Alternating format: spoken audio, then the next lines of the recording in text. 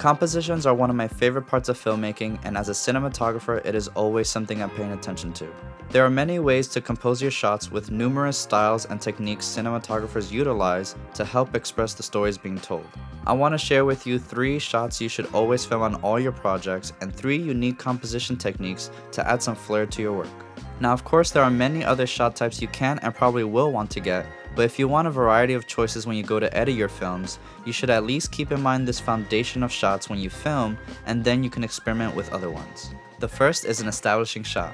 This is for the audience to understand where your subject is and the environment around them. If you're in a smaller space, at least get a wide shot that still gives the audience context to where your subject is and can show everything that is taking place in the scene. The second shot you should film is a medium shot to give more context to the body language or actions of your subject. This can help the audience understand better what your subject is doing in relation to the environment or other characters around them, and notice more things you wouldn't see right away in a wider shot or pull more focus in from the wider scene. And the last type of shot is the close-up shot, which doesn't mean just getting into your subject's face, since that's actually an extreme close-up, but a normal close-up allows you to make the audience pay attention to the details you want them to notice, or give them more information to what the character might see or be doing in a tighter frame. This small general list is helpful for when you're having trouble coming up with shots, or you don't have a shot list in mind when you're filming. Even if you do have a shot list, this can act as a backup so you have more variety of shots to film and then pick and choose from when you edit later. Okay, enough with the basics. Here are 3 composition techniques that can make your story stand out visually.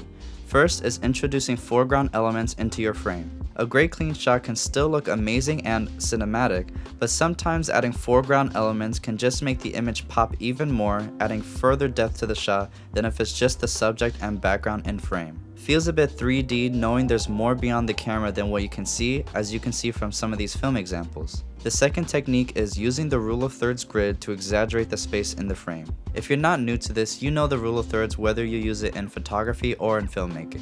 But this technique is when I like to push my subjects either on the outer thirds of the frame or beyond those points to give an exaggerated feel of the space and size, or convey certain emotions in a shot like loneliness. Shooting short side, where the subject is at the edge of the frame and looks in that direction, can also work to create tension, make you feel unease, or leave the audience wondering what's in front of them if it's being kept a secret. The final technique I always look out for is the frame within a frame. This can be super obvious or more subtle depending on what you want to portray in your scenes. This is when your subject within your main frame is within another shape or element to draw more attention to them. This could be objects in your environment like doors or windows, and it's also used with mirrors in car scenes or movies you may have noticed. Also, other people in the frame can create these shapes as well, like this very famous shot from The Graduate. Always be on the lookout for shapes when you film if you want to draw even more attention to what's important. These are just a few techniques I like to use to create unique compositions for my projects. There are many other methods I have for making my composition stand out, so if you'd like a part 2 to this video, make sure to leave a like, comment down below, subscribe if you're new to the channel, and I'll see you in the next one.